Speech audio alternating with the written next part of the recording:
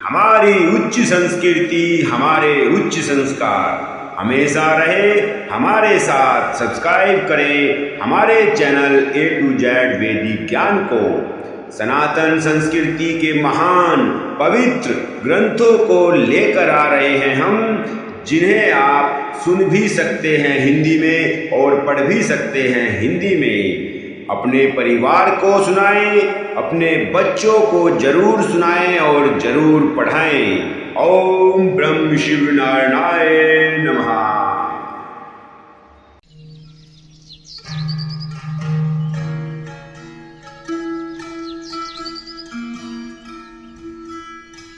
अब ये सब बात निषाद राज की सुनकर लक्ष्मण जी पहले तो सुनते रहते हैं और फिर बहुत ही सुंदर कोमल वाणी में क्या बोलते हैं।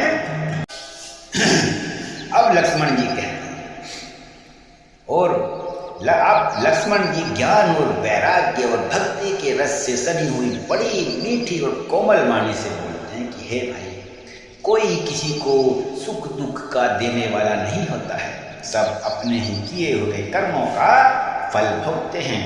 यह सत्य है कि जैसे कर्म करते हैं वैसे ही फल भगवान प्रभु देते हैं। संयोग मिलना, वियोग बिछुड़ना, भले बुरे लोग, भोग, शत्रु, मित्र, उदासीन, ये सभी भ्रम के फंदे हैं। जन्म, मृत्यु, संपत्ति, विपत्ति, कर्म और काल है। जहां तक जगत के जंजाल हैं, धरती, घर, धन, नगर, परिवार, स्वर्ग और नरक आदि जहां तक व्यवहार है, जो देखने, सुनने और मन के अंदर विचारने में आते हैं, इन सब का मूल मोह अज्ञानता है। जिसके अंदर अज्ञानता है वही इन सब के चक्करों में पड़ते हैं। परमार्थ ये नहीं है, परमार्थ तो परमार्थ हैं। यही परमार्थ हैं जो आपके सामने आपको दिखाई दे रहे हैं। जैसे स्वप्न में राजा भिखारी हो जाए या कंगाल स्वर्ग का स्वामी इंद्र हो जाए तो जागने पर लाभ या हानि कुछ भी नहीं होता है, वैसे ही इस दृश्य प्रपंच को हृदय से देखना चाहिए। ऐसे विचार कर क्रोध नहीं करना चाहिए और अन्य किसी को व्यर्थ दोष भी नहीं देना चाहिए। सब लोग मोह रूपी रात्रि में सोने वाले हैं और सोते हुए उन्हें अनेकों प्रकार के स्वप्न दिखाई देते हैं। इस जगत रूपी रात्रि में योगी लोग जागते हैं, परमार्थ हैं और प्रपंच माइक जगत से छूट गए हैं। जगत में जीव को जागा हुआ तभी जानना चाहिए जब संपूर्ण भोग विलासों से वैराग्य हो जाए। अब विवेक होने पर मोह रूपी भ्रम भाग जाता है। तब अज्ञान का नाश होने पर श्री रघुनाथ जी के चरणों में प्रेम हो जाता है। हे सखा, मन, वचन और कर्म से श्री राम जी के चरणों में प्रेम होना यह सर्वश्रेष्ठ परमार्थ है। और कहते हैं श्री राम जी परमार्थ रूप परम वस्तु ब्रह्म पर ब्रह्म है। वे अविगत यानी कि जानने में न आने वाले हैं, अलग स्थूल दृष्टि से दिखने में आने वाले हैं। नाथी आदि रहित अनुपम सब विकारों से रहित तो वेद शून्य है, भेद। वेद जिनका सत्य नित्य नीति नीति कहकर निरूपण करते हैं। और कहते हैं वही कृपालु श्री रामचंद्र जी भक्त भूमि ब्राह्मण गो और देवताओं के हित के लिए मनुष्य शरीर धारण करके लीलाएं करते हैं, जिनके सुनने से जगत के जंजाल मिट जाते हैं। और क्या कहते हैं, सखा समुझ अस परिहरि मोह, श्री रघुवीर चरण रत हो। कहते राम गुण भाविनु सारा, जागे जग मंगल सुखदारा, जागे जग मंगल सुखदारा। हे सखा, ऐसे समझ लो, मोह को त्याग कर श्री सीता राम जी के चरणों में प्रेम। इस प्रकार श्री रामचंद्र जी के गुण कहते कहते सवेरा हो गया। तब जगत की मंगल करने वाले और उसे सुख देने वाले श्री रामचंद्र जी जाग जाते हैं। सोच के सब कार्य करके नित्य पवित्र सुजान श्री रामचंद्र ने स्नान किया, फिर बढ़कर दूध मंगाया और छोटे भाई लक्ष्मण सहित उस दूध से सिर पर जटाएं बनाई। यह देखकर सुमंत्र जी ने के नेत्रों में जल छा गया। उनका हृदय अत्यंत जलने लगा, मुंह मलिन उदास हो गया। वे हाथ जोड़कर अत्यंत दीन वचन में बोलते हैं, नाथ कहिरु अस कोसल नाथा, ले रघु चाहु राम के साथा। अर्थात मुझे कौशलनाथ दशरथ जी ने ऐसी आज्ञा दी थी कि तुम रथ लेकर श्री रामचंद्र के साथ चले जाओ। और जब 2-3 दिन 4 दिन वे घूम आए तो उन्हें अपने साथ वन दिखाकर गंगा स्नान कराकर दोनों भाइयों को तुरंत लौटा लाया। सब संशय और संकोच को दूर करके लक्ष्मण राम सीता को फिर वापिस ले आए। महाराज ने ऐसा कहा था, अब प्रभु जैसा कहें वही मैं वही करूं।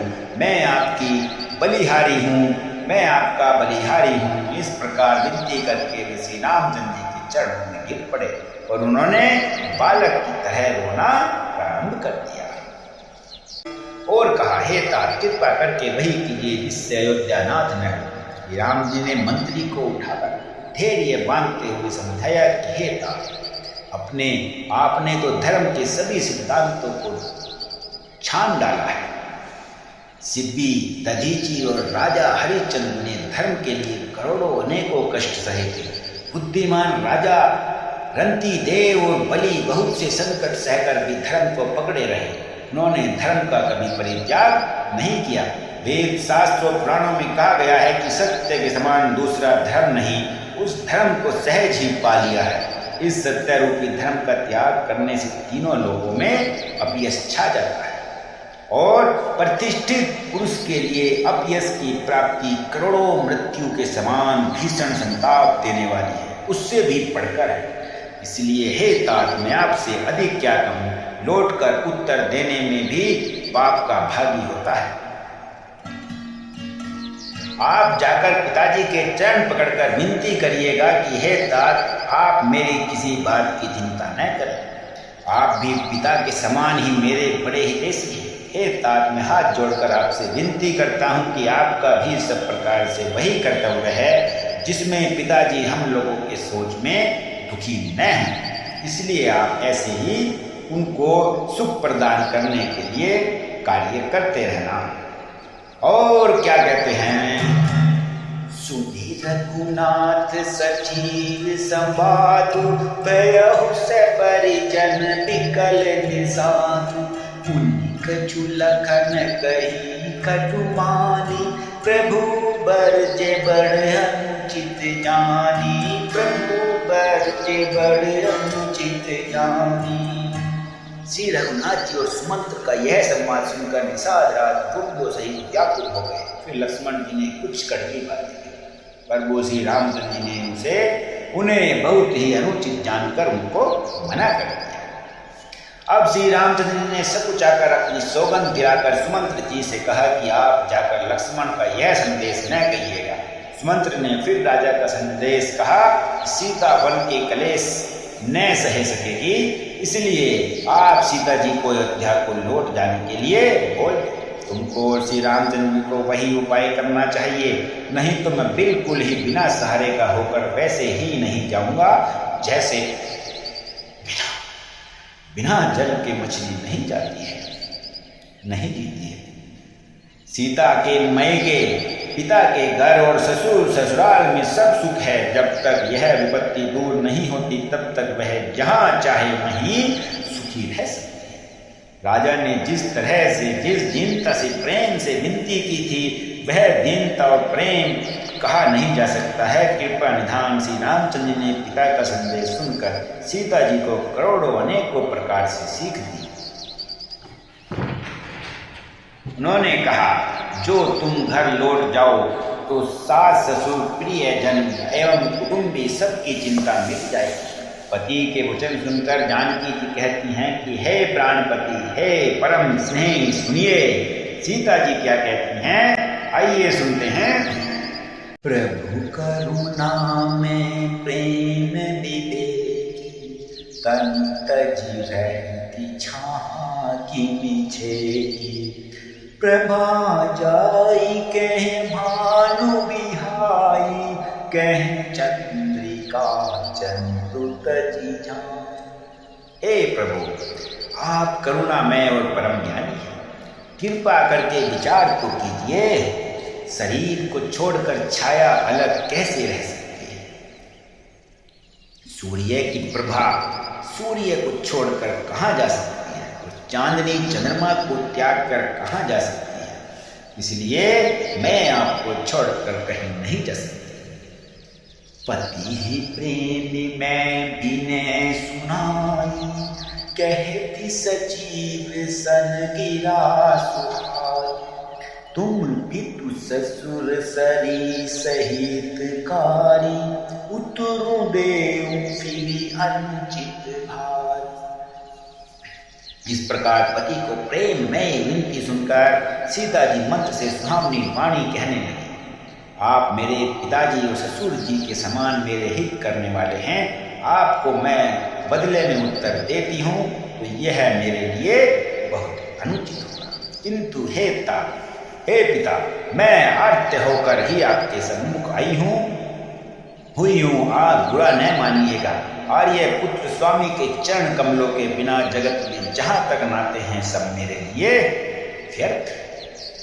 मैंने पिताजी के ऐश्वर्य की छटा देखी, जिनके चरण रखने की चौकी से सर्व शिरोमणि राजाओं के मुकुट मिलते हैं, अर्थात बड़े बड़े राजा जिनके चरणों में प्रणाम करते हैं। ऐसे पिता का घर भी जो सब प्रकार के सुखों का भंडार है, पति के बिना मेरे मन को भूल कर भी नहीं भाएगा।